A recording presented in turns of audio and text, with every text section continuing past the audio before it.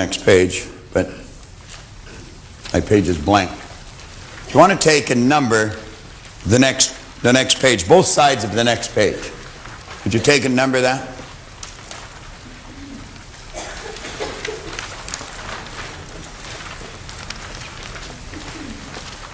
Now, how many of you, or did you, write 35 and 36 on the next two pages? Why? Why'd you do that? Do you want to know why you did it? Because it seemed the most natural thing in the world to do. Because there was nothing on it. On one side it says 34, and the next one said 37. So this has to be 35 and 36. You could have put 16 and 102 if you wanted. There was nothing on the page. Nothing. And you know that's exactly the way your life is every day? Blank. Nothing there. Put on it anything you want. You don't have to let what's on the previous page determine. You don't have to let what somebody tells you is coming determine. You can put anything on it you want. You got a clear sheet. You have right now, Mark has, I have, John has. Every one of us has.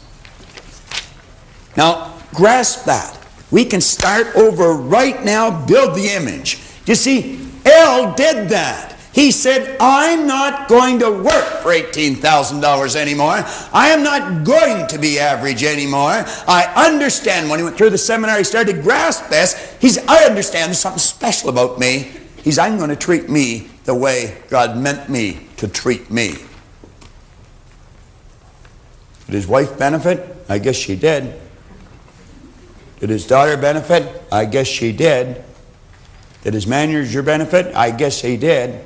And you want to know who else benefited? A whole pile of people that he helped move into the home of their dream. Did he provide service? Yeah, he did. Did he sacrifice? Sure. He was out lots of evenings when he could have been home. Think about it. Think about it. Up at the top of page 37, we say, once you fully understand this great truth, the character with which this sensitive reproductive power is invested will become the most important consideration for you. Your thoughts, you will start to guard them. You'll start to monitor them. You're going to start to really pay close attention to what's going on. See, once you become aware of this truth, that the universal creative power can only be what you feel and think it to be, it will become eager and willing to do your bidding. You say this understanding will enable you to be filled with the expectant attitude, and to expect the materialization of the image will become most natural for you. Do you know that if you put this particular tape on and play it every day for at least a month, there's so much depth to this idea. Every time you read it, you're going to see it clearer. It'll be as if you're standing at the base of a tall building facing east. And somebody said, what's the view like facing east? And you'll describe it. But then you go in and you raise your consciousness, you move up to the third floor and you go to the east wall and you look through the window. The view is different. You're still facing east, but it's different. And then you go and you raise your consciousness and you go up to the 10th floor and you go to the east wall and you look, but it's different. It's much more beautiful. And ultimately, if you'll keep listening to this and watching it and thinking it and relating it to your own life, you're going to work your way to the roof. And you'll see as far as your eyes can take you. It's like Paul told me one time. He said, go as far as you can see. When you get there, you'll see how to go further. Troward said, if you think your thought's powerful, it's powerful. Let's stroke from our vocabulary those three words, it's just me. It's just me. It's just me. Should never be just. Something absolutely phenomenal. When you're talking about you could speak in superlatives all day long and you're going to fall short of describing the dynamics of you. Talk about something special. You're sure special, believe me. I know I'm special. I think I'm a nice person. And you know something? It's because I know that and think that I attract nice people into my life. I've got some phenomenal friends.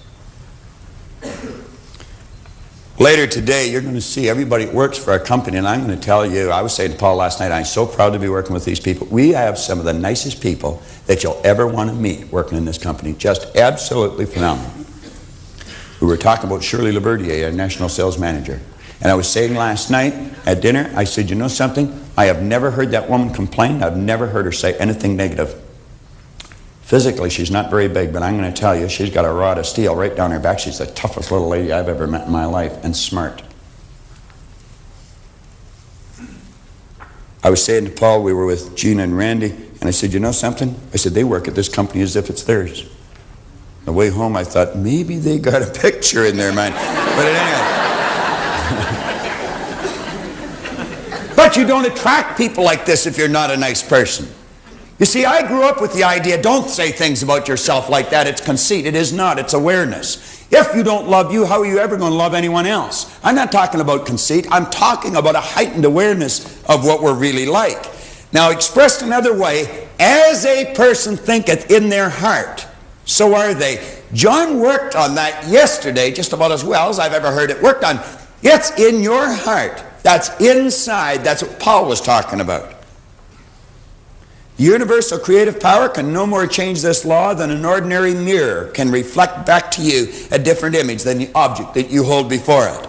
But remember, as you think does not mean as you tell people you think.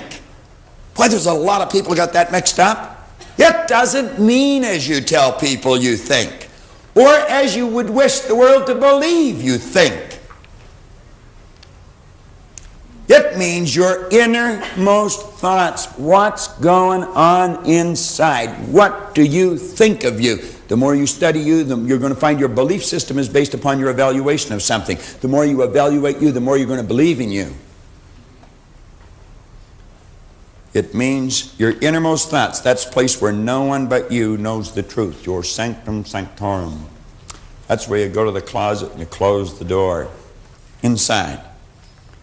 That is what you expect, and that is what you will attract, and that is what you will ultimately get. All things are possible in spirit.